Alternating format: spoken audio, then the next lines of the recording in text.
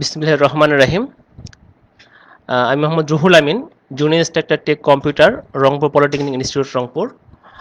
আহ, আমি যে সাবজেক্ট নিয়ে আলোচনা করতে চাই, সাবজেক্টের নাম হচ্ছে কম্পিউটার পেরিফেরালস। এটা চতুর্থ পর্ব কম্পিউটার ডিপার্টমেন্টের সাবজেক্ট।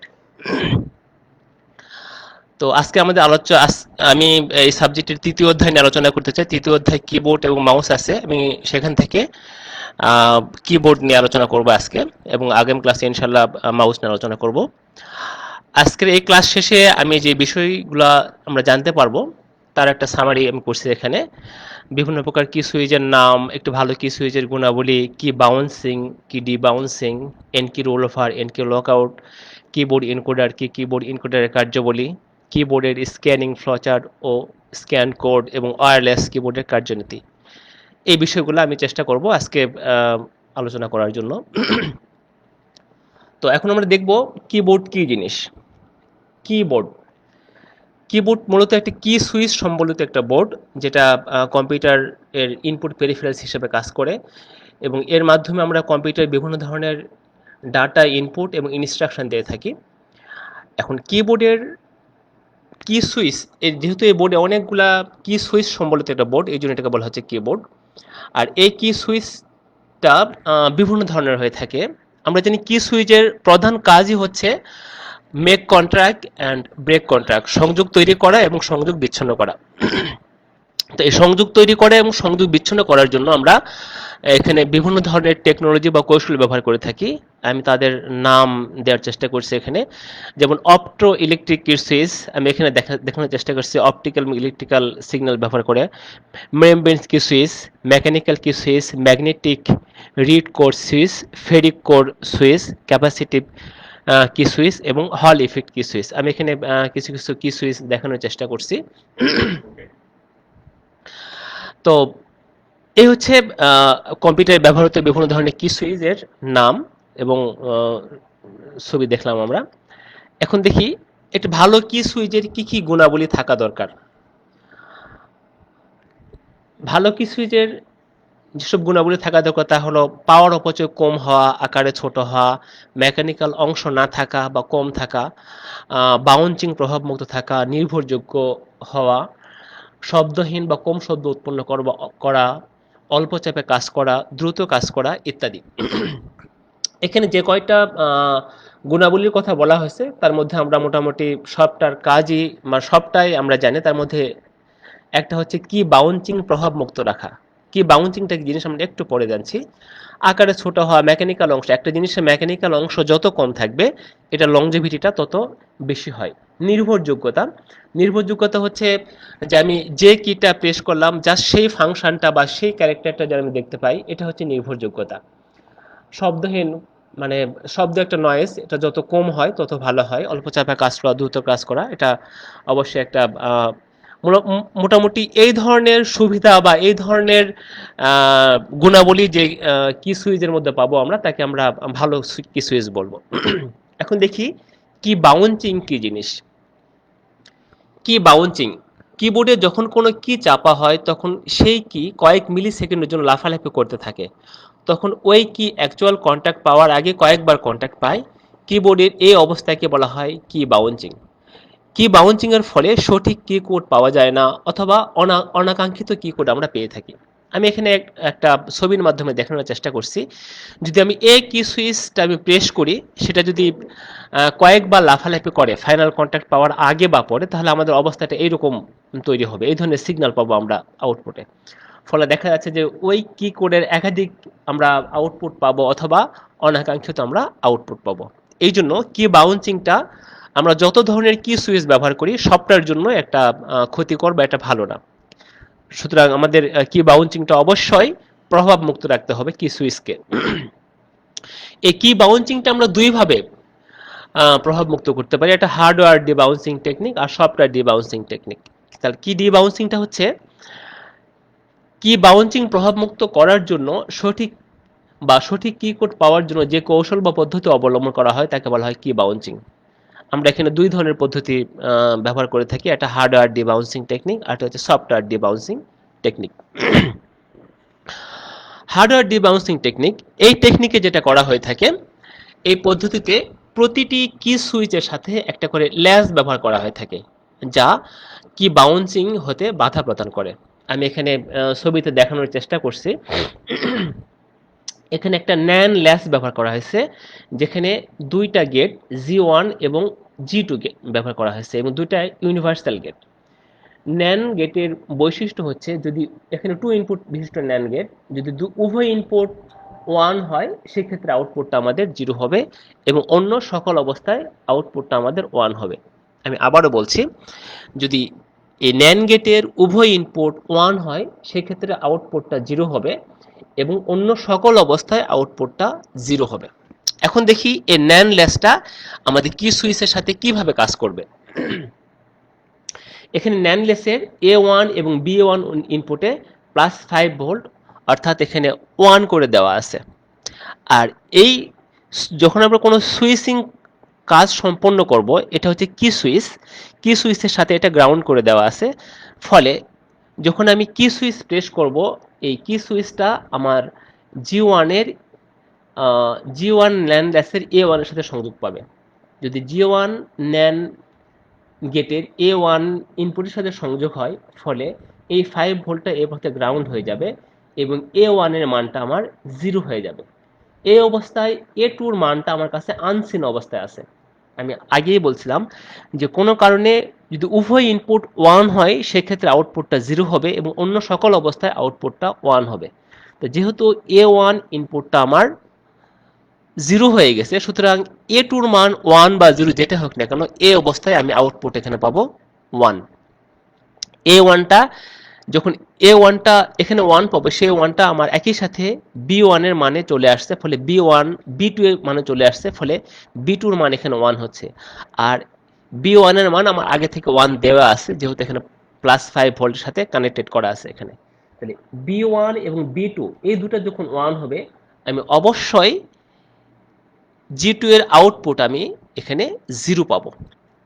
তো এই আউটপুটটা কোথায় চলে যাচ্ছে, আবার G1 এর A2 এর ইনপুটে। তাহলে প্রথম কন্ট্রাক্টেই আমার এই সকল কাজ সম্পন্ন হয়ে A2 এর ইনপুটটা 0 হয়ে যাচ্ছে। যখন এটা আমার বাউন্সিং এর ফলে এটা ডিসকানেক্ট হয়ে যাবে, তখন A2 এর মান A1 এর মান 1 হবে, আবার কানেক্ট হয়ে গেলে A1 এর মান 0 হবে, আবার ডিসকানেক্ট হয়ে গেলে A1 এর মান, মানে বাউন্সিং এর ফলে A1 এর মান একবার 0 একবার 1, একবার 0 একবার 1 হবে। তো যেহেতু A2 এর মান আমার 0 হয়ে গেছে, ফলে যতই 0101 হোক না কেন, আমার এই আউটপুটে আর কোনো পরিবর্তন হবে না। এটা হচ্ছে আমাদের এই ল্যাচটা প্রতিটা কি সুইচের সাথে আমরা সংযোগ করে দেই, যাতে করে কি বাউন্সিংটা আমাদের বাউন্সিং এর ফলে যে অনাকাঙ্ক্ষিত রেজাল্ট সেটা যেন বা না পায়, বা কি ডিবাউন্সিং যাতে হয়।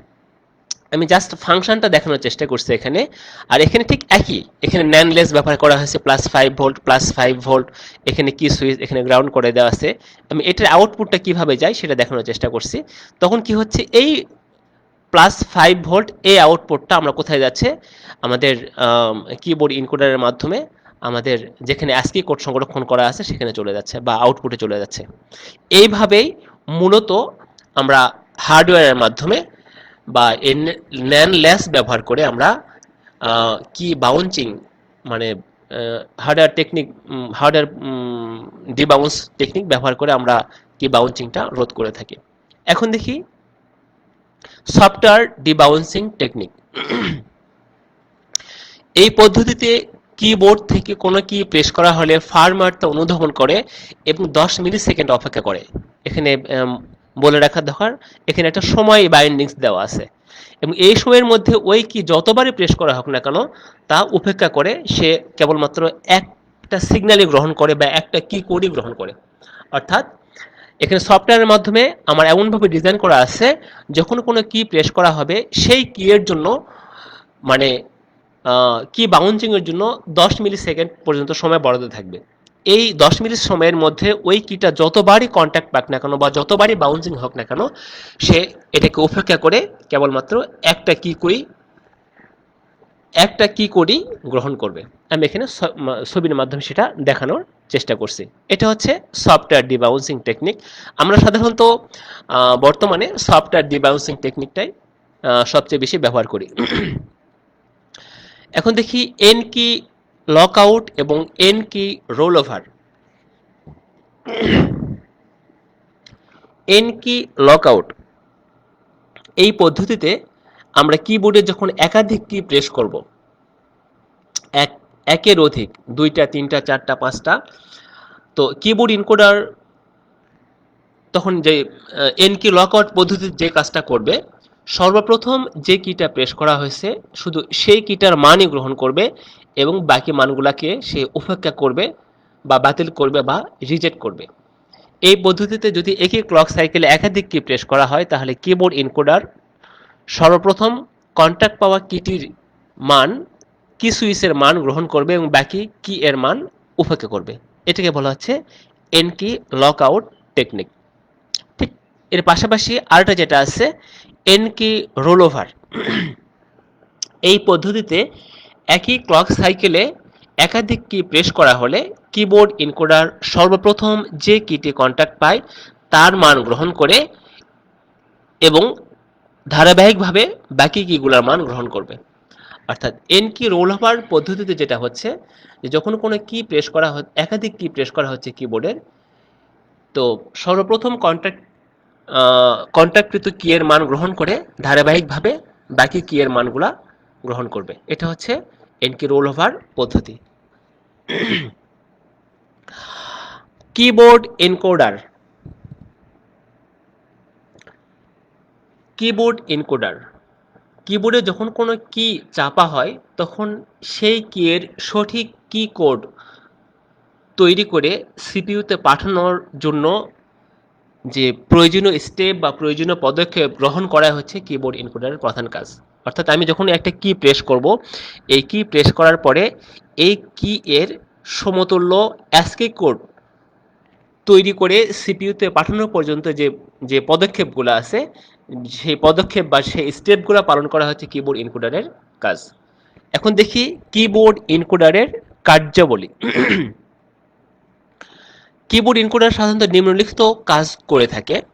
প্রথমে পরীক্ষা করে দেখে যে সকল কি খোলা আছে কিনা, যে অল কিজ আর ওপেন। তারপরে পরীক্ষা করে দেখে যে কোনো কি চাপা হয়েছে কিনা, যে কোনো কি মানে প্রেস করা হয়েছে কিনা। যদি প্রেস করা হয়ে থাকে তখন পরীক্ষা করে দেখা হয় যে কোন কি প্রেস করা হয়েছে তা অনুধাবন করা।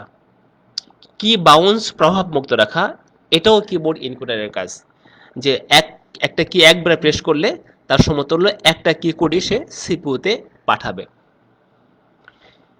কি কোড বা কি কোড উৎপন্ন করা বা সমতুল্য বাইনারি কোড উৎপন্ন করা, যাকে আমরা অ্যাসকি কোড বলে থাকি। যখন কোনো কি প্রেস করা হয় তার সমতুল্য অ্যাসকি কোড উৎপন্ন করা। ডি বাউন্সিং করা। আমরা জানি বাউন্সিংটা অবশ্যই কিবোর্ডের জন্য বা কি সুইচের জন্য একটা খারাপ দিক। তো এটাকে অবশ্যই ডি বাউন্সিং করতে হবে যাতে করে আমরা কাঙ্ক্ষিত রেজাল্ট পাই। বাফারিং করা। আমরা আমাদের পিসির সাথে, আমাদের কম্পিউটারের সাথে যতগুলো পেরিফেরালস ডিভাইস ব্যবহার করি, আমরা জানি প্রত্যেকের জন্য একটা করে ইন্টারফেস ডিভাইস ব্যবহার করা হয় এবং সেখানে একটা বাফার মেমোরি থাকে যা CPU to peripherals, peripherals to সিপিইউতে ডাটা আদান প্রদান করার জন্য। তো সেখানে বাফারিং করা এবং সর্বশেষ কি কোডটা সিপিইউতে পাঠানো। তো এই 8 ধরনের কাজ সাধারণত কিবোর্ড এনকোডার করে থাকে। প্রথমে পরীক্ষা করে দেখছে সকল কি খোলা আছে কিনা, কোনো কি চাপা হয়েছে কিনা, যদি চাপা হয়ে থাকে কোন কি চাপা হয়েছে তা অনুধাবন করা, কি বাউন্স প্রভাবমুক্ত রাখা, কি কোড উৎপন্ন করা, কি ডিবাউন্স করা। ডিবাউন্সটা হচ্ছে যে বাউন্সিং এর ফলে যে একাধিক সিগন্যাল পায় সেটা যেন না হয়, বাফারিং করা এবং কি কোডটা সিপিইউতে পাঠানো। এখন আমরা ব্লক ডায়াগ্রামের মাধ্যমে দেখব, একটা ব্লক ডায়াগ্রামের মাধ্যমে দেখব যে একটা কিবোর্ড এনকোডার কিভাবে কাজ করে থাকে। মূলত এই অংশটুকু হচ্ছে আমাদের কিবোর্ড এনকোডার। এর মধ্যে কি আছে, রোম অ্যারে আছে যার মধ্যে প্রত্যেকটা কি এর জন্য একটা করে অ্যাসকি কোড সংরক্ষিত আছে। এখানে একটা কলাম আছে 1 আউট অফ 9 এনেবল, এটা ব্যবহার করা হচ্ছে এনেবল করার জন্য, অ্যাক্টিভ করার জন্য। আর 1 আউট অফ 10 সিলেক্টর, এখানে এটা ব্যবহার করা হচ্ছে আমার সেই রোম অ্যারেটাকে সিলেক্ট করার জন্য আর এটা অ্যাক্টিভ করার জন্য। তাহলে আর এটা মাস্টার ক্লক, যেটা আমাদের সিস্টেম ইউনিট ক্লকের সাথে মানে সিনক্রোনাইজ করা আছে, একই সাথে আমাদের দুই জায়গাতেই সংযুক্ত করা আছে। আর এই প্রত্যেকটা আমরা পয়েন্ট দেখতে পাচ্ছি, প্রত্যেকটা পয়েন্ট হচ্ছে একটা করে কি সুইচের অবস্থান। তাহলে এখানে আমাদের মোট 90টা কি সুইচ আছে। একটা স্ট্যান্ডার্ড কিবোর্ড, আমরা কিবোর্ডে আমরা পিসিতে যে সকল কি সুইচ ব্যবহার করে থাকি, সাধারণত একটা স্ট্যান্ডার্ড কি সুইচ আমাদের 104টা কি সুইচ থাকে। তো যাই হোক, এটা হচ্ছে প্রত্যেকটা মানে এই জয়েন্ট হচ্ছে একটা করে কি সুইচ, যা প্রেস করার মাধ্যমে কানেক্ট এবং ডিসকানেক্ট হবে।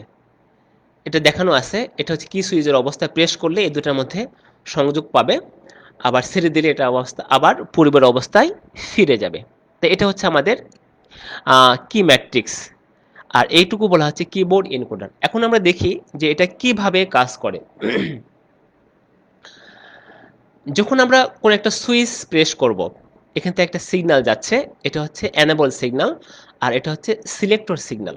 ধরলাম আমি এই অংশটা আমি প্রেস করলাম, এই সুইচটা আমি প্রেস করলাম, প্রেস করার ফলে আমাদের দুটার মধ্যে কন্ট্যাক্ট হবে, রো এর মধ্যে এবং কলামের মধ্যে কন্ট্যাক্ট হবে।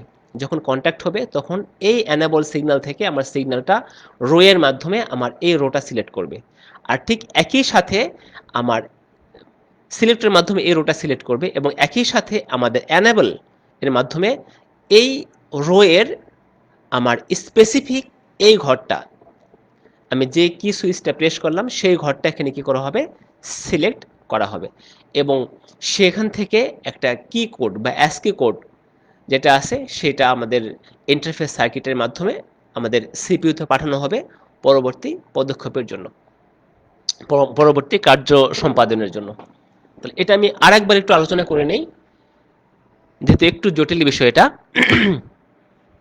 এখানে এটাকে বলা হচ্ছে আমাদের কিবোর্ড এনকোডার, এটা হচ্ছে কি ম্যাট্রিক্স, আর ম্যাট্রিক্সের প্রত্যেকটা পয়েন্ট হচ্ছে একটি করে কি সুইচ।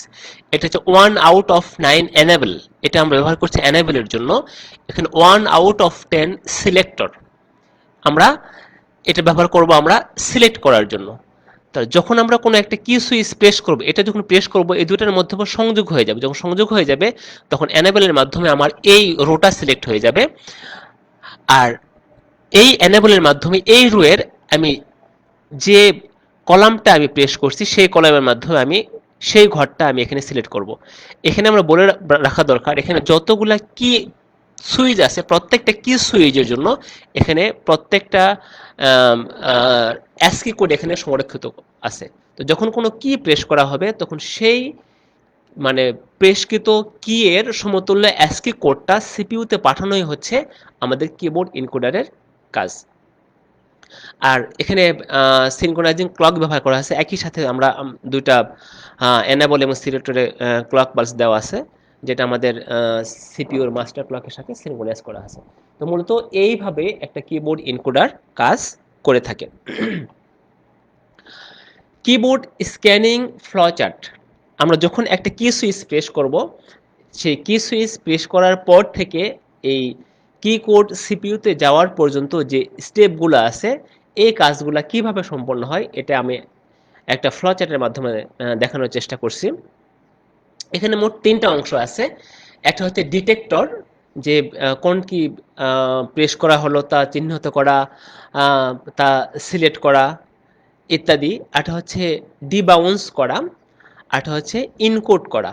ইনকোড হচ্ছে যে আমি যে কিটা প্রেস করলাম সেই কি এর সমতুল্য কি কোড উৎপন্ন করে এটাকে সিপিইউতে পাঠানো। তো এখানে দেখা আছে জিরোস অল রোজ, রোজ বলতে আমি একটু পিছনে যাই, আমি এটাকে বুঝাইছি যে জিরোস অল রোজ, সকল রো এখানে জিরো দেখানো আছে। তারপর দেখছে রিড কলাম, এখন কলামকে রিড করতে বলছে, অল কিজ আর ওপেন, ইয়েস, যদি সকল কি ওপেন থাকে তাহলে কোনো কি প্রেস করা হয় নাই। তার পরবর্তী স্টেপে রিড কলাম, আবার কলামটাকে রিড করতে বলা হচ্ছে, কি প্রেসড, কোনো কি প্রেস করা হয়েছে, যদি ইয়েস হয় তাহলে 20 মিলি সেকেন্ড অপেক্ষা করবে ডি বাউন্সের জন্য, আর যদি আমরা ন্যানলেস ব্যবহার করে থাকি সেক্ষেত্রে এটা অপেক্ষা করার দরকার নেই। তাহলে 20 মিলি সেকেন্ড অপেক্ষা করার পরে আবার কলামটা রিড করবে পরবর্তী সিগন্যাল পাওয়ার জন্য, key pressed yes, zero output. আর আউটপুট 0 to 1 রোস, অর্থাৎ আউটপুটটা যাবে আমাদের কলাম থেকে রোতে চলে যাচ্ছে। আউটপুট 0 to 1 রোসে চলে যাচ্ছে এবং আবার কলাম রিড করবে কি কোড ফাউন্ড, যদি কি কোডটা পেয়ে থাকে। আর যদি না পায় তাহলে আবার এটাকে সে পুনরায় পাওয়ার জন্য অপেক্ষা করবে। কনভার্ট হেক্স কোড হেক্সাডেসিমাল কোডে রূপান্তর করে এবং এটা সিপিইউতে পাঠায় যাবে এবং রিটার্ন এবং আবার এই কাজটা শুরুতে চলে আসবে। এইভাবেই মূলত একটা কিবোর্ড ইনকোডারের কাজ সম্পন্ন হয়ে থাকে এই এই স্টেপগুলোর মাধ্যমে। তো মূলত এখানে তিনটা স্টেপের মাধ্যমে হচ্ছে ডিটেক্টর, কি বাউন্স এবং এনকোডিং। এরপরে দেখি একটা ওয়্যারলেস কিবোর্ডের কার্যপ্রণালী। একটা ওয়্যারলেস কিবোর্ড কিভাবে কাজ করে। একটা ওয়্যারলেস কিবোর্ডে সাধারণত দুইটা অংশ থাকে, একটা হচ্ছে ট্রান্সমিটার, একটা হচ্ছে রিসিভার। ট্রান্সমিটারটা থাকে আমাদের কিবোর্ডের সাথে এবং রিসিভার অংশটা লাগানো থাকে আমাদের সিপিইউর ইউএসবি পোর্টে। ঠিক আছে? তো একটা ওয়্যারলেস কিবোর্ডে আমাদের যে সকল উপাদানগুলো থাকে আমি তার তার নাম বলছি। RF transmitter, RF transmitter, RF transmitter, RF receiver, micro controller, amplifier এবং ব্যাটারি।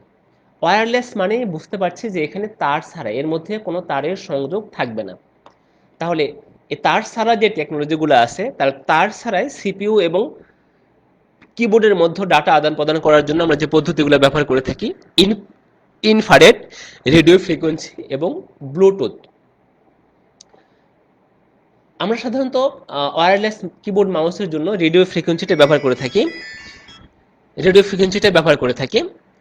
আহ, আহ, এছাড়া ইনফ্রারেডটা একটু ইনফ্রারেডের জন্য আমাদের সরাসরি রিসিভার এবং ট্রান্সমিটারের প্রয়োজন হয় এবং ব্লুটুথটাও ব্লুটুথ ব্লুটুথটাও আমরা মাঝে মধ্যে কিবোর্ডে ব্যবহার করে থাকি। তবে আমি এখানে ইনফ্রারেড ব্যবহার করে আমি ওয়্যারলেস কিবোর্ডের কার্যপরিতা দেখানোর চেষ্টা করছি। আরএফ ট্রান্সমিটার, এই এই ট্রান্সমিটারটা সাধারণত কিবোর্ডে লাগানো থাকে, যেটা কিবোর্ডে লাগানো থাকে সংযোগ থাকে, যা যখন কোনো কিবোর্ডে কোনো কি প্রেস করা হয় তখন সেই কিবোর্ডের কি কোডটা আরএফ রিসিভারে পাঠানোর জন্য এটা প্রয়োজনীয় সিগন্যাল তৈরি করে এটা আরএফ রিসিভারে পাঠিয়ে দেয়। এটা আরএফ ট্রান্সমিটার, এটা হচ্ছে আরএফ রিসিভার। আমি ছবির মাধ্যমে দেখানোর চেষ্টা করছি।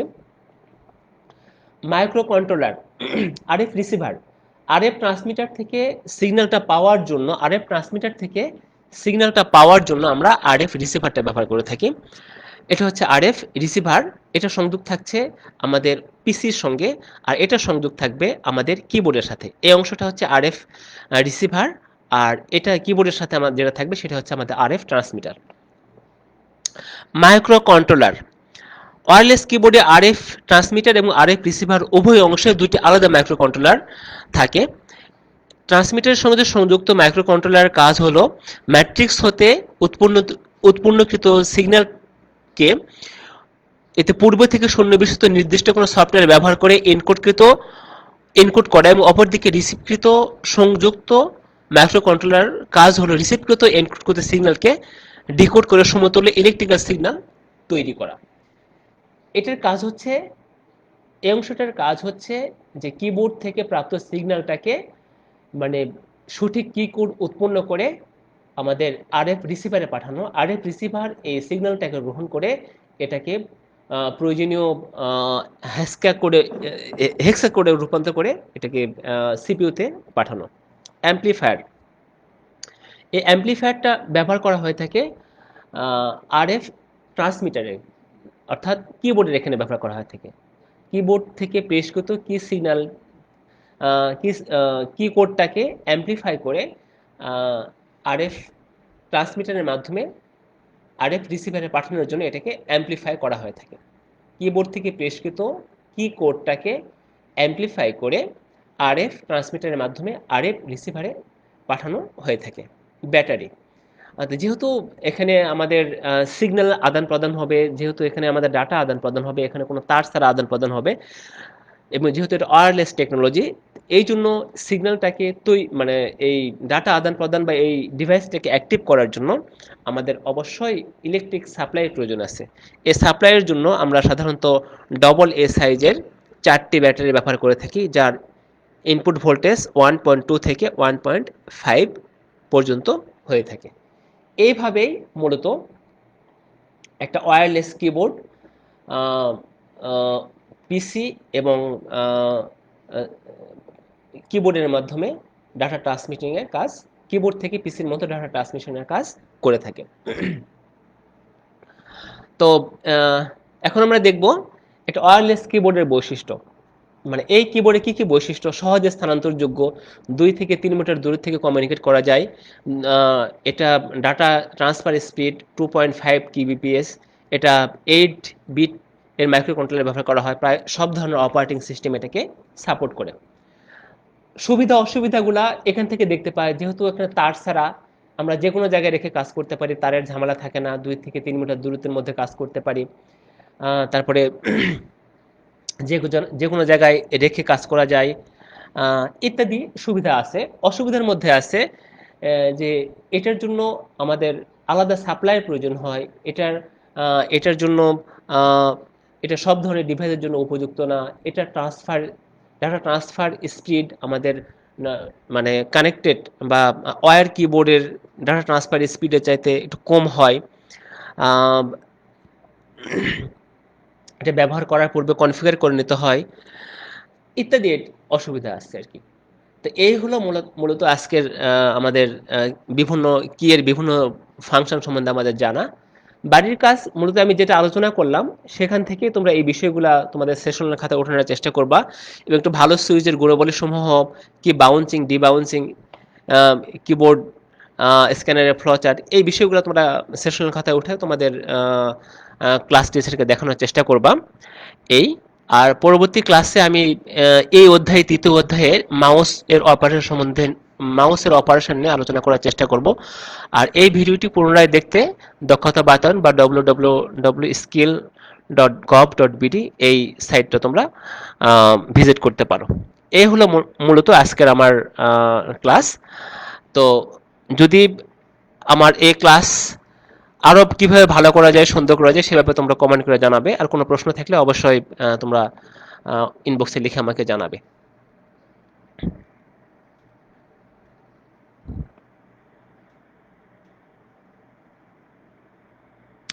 হ্যাঁ, থ্যাঙ্কস।